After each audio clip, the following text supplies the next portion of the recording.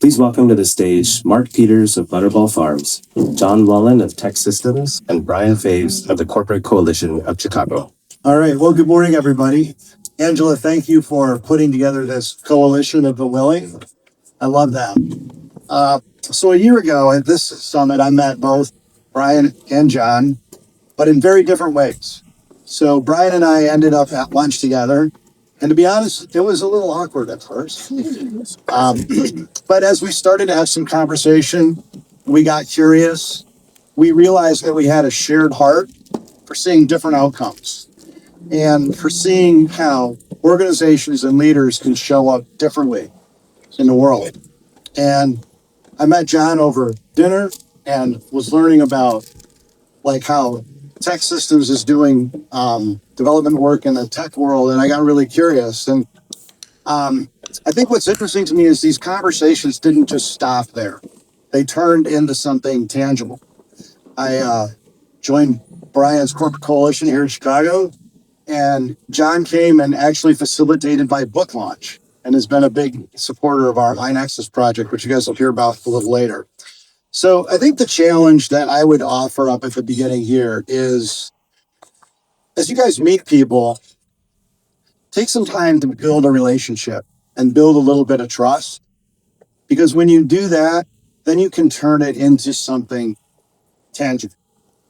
And I think we all have a desire to see different outcomes and to figure out what it is we need to do together to act, to start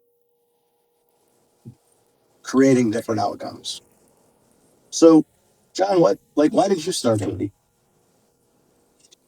It's a great question. Dr. Jackson, thanks for having us again at the summit. I'm going to answer that a different way, Mark, if you don't mind.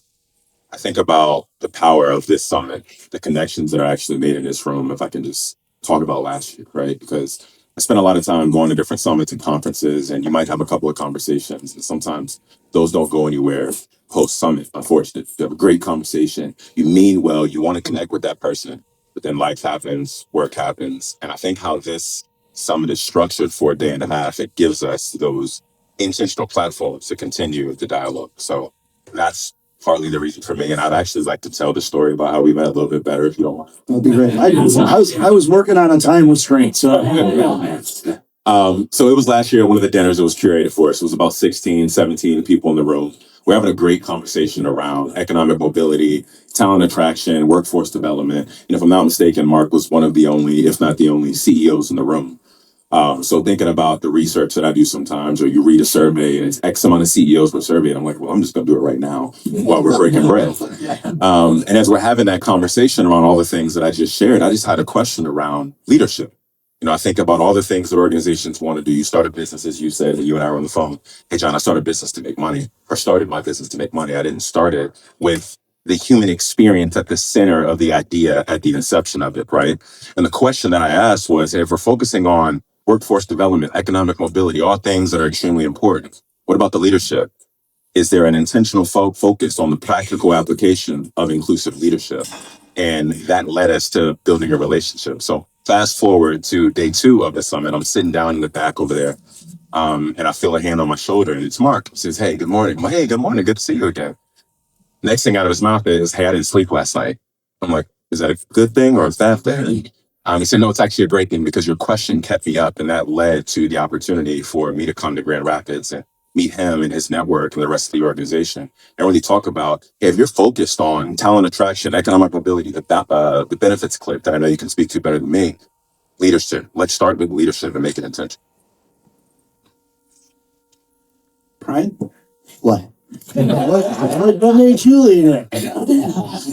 So I remember meeting you. It was right back in the corner there, and yeah, it was a little awkward. This is a guy from Michigan talking to me and asking me questions, and I was hungry. But to Angela's point and to Mark's point, we had a really interesting conversation, and then you actively followed up, which was fantastic, and that has led to our actually doing a video of you. About how you found your path into leadership and how your experience on the floor of your father's company really changed your view of what it means to be a leader and what it means to be a company. And I think the energy and experience that you bring to our coalition has been a huge value to us. So my lesson is, even if they're awkward, follow up and give them a call. Well, can you guys say a little bit more about what, I mean, that's great. Well, what about like what you guys are working on? Because this wasn't Talk just about me. Yeah, it wasn't just about you guys being curious about what I was doing. It's like you guys are actively working and trying to make change in these spaces too. So I'll start naming Bridget and Danny and Sarah and Michaela with a whole bunch of people in this room. We're really lucky to work with a coalition. Someone said Coalition of the Willing earlier. That's exactly what we are. More than 50 companies in the Chicago area who are looking at how we change our core business processes, how we hire people, support people, invest capital, and do that in a way that reduces long-standing economic and racial inequities in this region. And this work is about, in Chicago and other places, there are people from around the country, I believe, it's about changing what it means to be a leader, changing the shared beliefs and expectations, changing the culture of leadership in corporate America to say that we are about more than just making shareholders wealthy. We are about workplaces that value people, that bring humanity back into work, that make it worthwhile to go to work. And that's why, in fact, companies are given charters, they are given exemption so they can do something for society. And so we're thrilled that so many of you here in Chicago are working with us on this, and then we're learning from people in Michigan and other places. Yeah, absolutely. I mentioned how I love being in rooms like this that are so intentional. Something that I do in my line of work at TEKsystems is I focus on talent attraction, access to talent from the broadest range of backgrounds, perspectives, and experiences, as well as learning and development, culture transformation, and supplier inclusion. That's a lot, I know. I think about what's happening in the world right now related to AI. Everyone's making investments in AI. Everyone's talking about their AI transformation and their strategy. And there's a lot that goes into that, right? So for me, I love being in these rooms and having these types of conversations because I'm always curious, again, about the leadership component of that, right? As organizations are investing in AI, something that I think about, I was actually talking about this at breakfast a little bit, is it's something that I think we're at a stage where we have to lean in to the digital transformation that happens, but we can't forget about the human experience. The human has to remain at the center of that. So I think about all of these investments that are happening. Unfortunately, people are losing their jobs.